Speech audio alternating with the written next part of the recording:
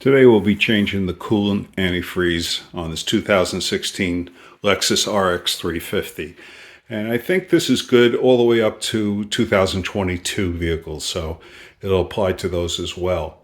The most important thing is that you use the Asian vehicle coolant antifreeze. We're using Peak. There's a whole bunch of different manufacturers out there. They're all fine, but you have to make sure it's for the Asian vehicles, and it's red, pink in color. And now we'll go step by step on how to change the fluid. There's 2 points that you have to drain, and one is the radiator and the other one's on the engine block itself.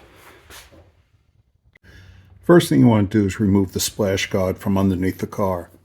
You'll need a 10mm socket to remove the bolts, and there's also a mixture of bolts and fasteners.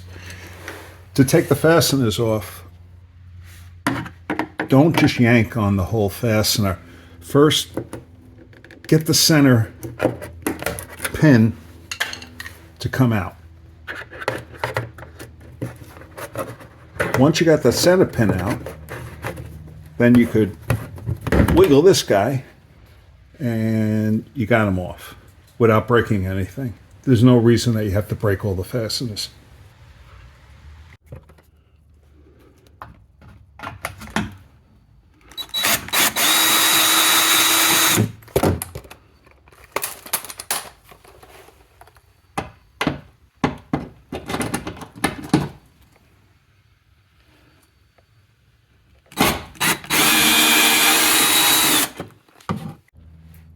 Okay, I got the splash pan to come down, and this is on the driver's side.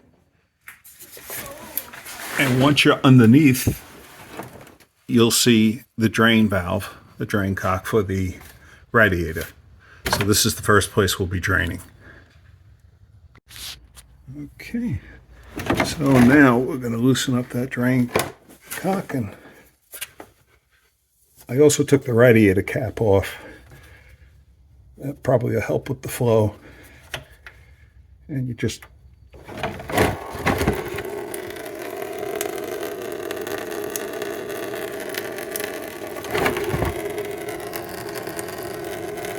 on some of the screws that you take off, just want to show you, some have a machine thread, and that goes into anything that's metal, and then some are like a self-tapping with a point. Those go into anything that goes into plastic. This is a great time to inspect your coolant and just look for any oil residue. If you see oil residue, there's a chance that, well, a good chance that you need a head gasket. It should be pretty much clear.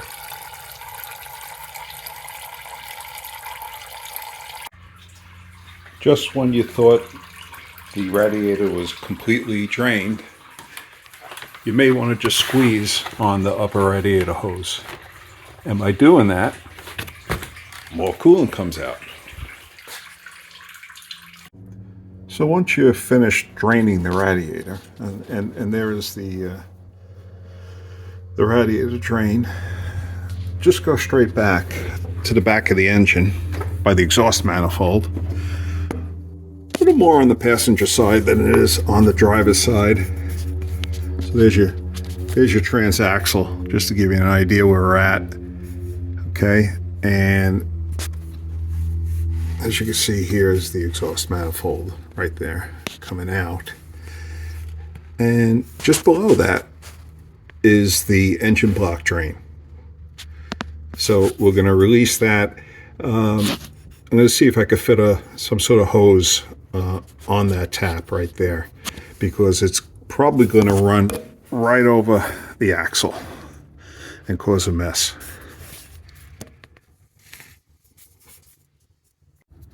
Okay, first you want to do is get a hose to put over that spigot right there. This one's a little kind of loose. I hope it holds on. I have a 5/16 hose. I think that fits a lot better, but it's too short, so I'm going to use this guy. And then we're going to use a 10mm socket and a short extension.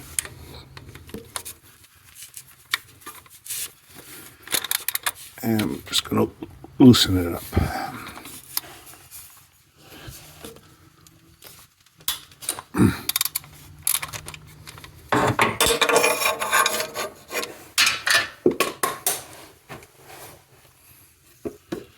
Make sure that hose is in the catch can.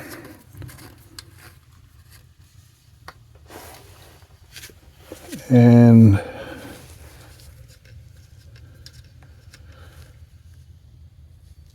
I think it's coming out.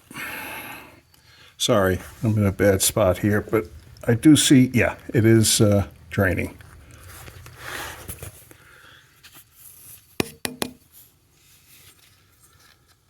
Loosen that up even more. And we'll just give this a few minutes.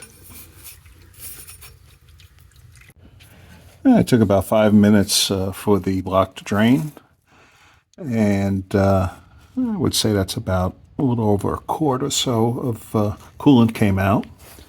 And let's see if we could get this, but now I'm going to tighten up the spigot here.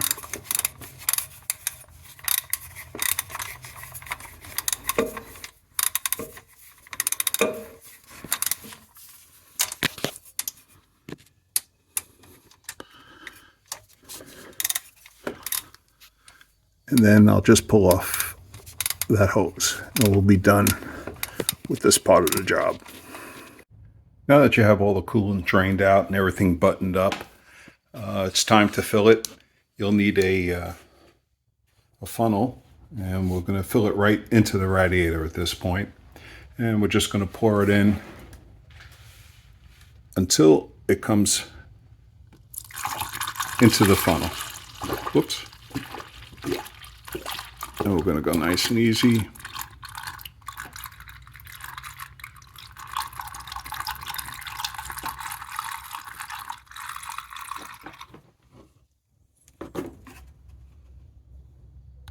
Okay, so I already put in a whole gallon of the coolant. I'm on my second gallon, and I'm about halfway through. And as you can see, it's not going down anymore. It's staying in the funnel. And now it's time to start the car up, get it running around, get all the air out of the system, and we'll slowly keep adding it. And what you want to do is just basically go to idle, go to 2,000 RPM, 3,000 RPM, back to idle, back and forth until you get heat at idle. If you feel heat at idle, that's when probably all the air is out of it. And always make sure you look at your temperature gauge. If you see that it's rising and it's starting to get hot, shut the car down and just give it a few minutes and then resume filling it. So that's what we're going to do now, is start the car.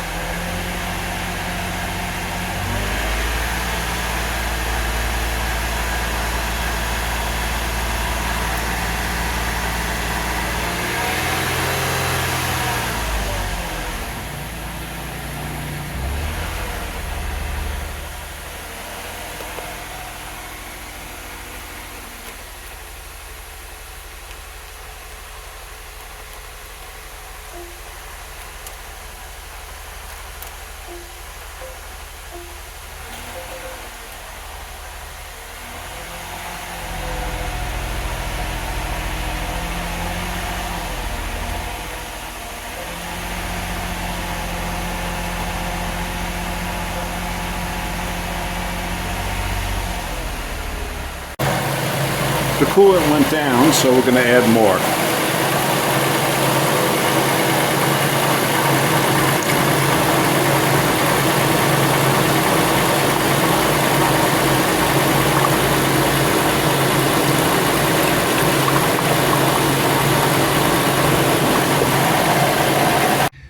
I've been running it for about 5 minutes, revving the engine, and the radiator now, all the bubbles have come out, and it pretty much has it seeked its level, and it's going into the coolant tank, the overflow, and so now we could button up the radiator, and then just fill the coolant tank,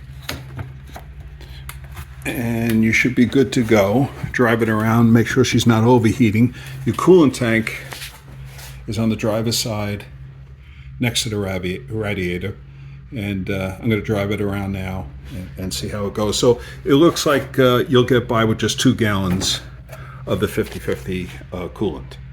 Hey everybody, Ricky D. The thing I've been wanting to do since I got this car is get rid of this old GM stereo head unit. And today we're going to do it. We're going to replace it with a 7-inch touchscreen Android with backup camera.